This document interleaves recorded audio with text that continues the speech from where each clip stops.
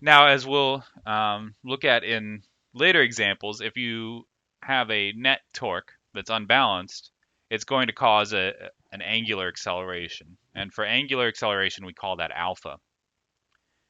So here is a weird grown man who's at the playground deciding to push a merry-go-round with no children on it. Um, I won't try to psychoanalyze him too much, but he's applying a force that is perpendicular to the moment arm, right? And he's away from the center of, or the axis of rotation. So there's going to be a torque from him, and if we assume that there's no friction, then that's going to be the only torque, so it's not balanced. Right, so not only is the merry-go-round going to start rotating, but if he keeps applying that force, it's going to rotate faster and faster. So here's another example where we have both unbalanced force and an unbalanced torque. So we have the hockey player that scoops up the stick, tosses it to his teammate. Right, so he needs to apply a force to it that's greater than the force of gravity to get it to accelerate upward. And then because he doesn't apply that force at the center of mass, it also makes the stick start rotating. Now, once he stops applying that force, the only force acting on that stick is gravity.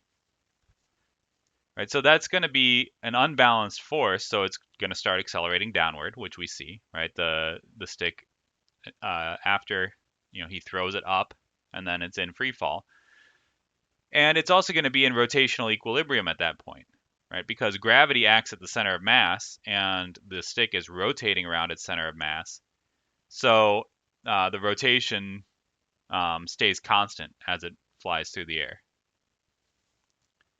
Right, we can make what we'll call an extended free body diagram here, where you actually kind of draw a picture of the object and um, draw the force vectors at the place where they're actually applied. So we can see that the force of gravity, I've tried to find where the center of mass would be on that stick. The force of gravity points down.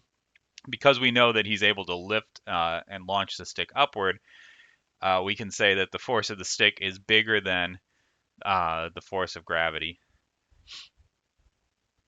But it's also going to cause rotation around the center of mass because that force is, there's some moment arm, right? There's some distance between the force of the stick and the center of mass.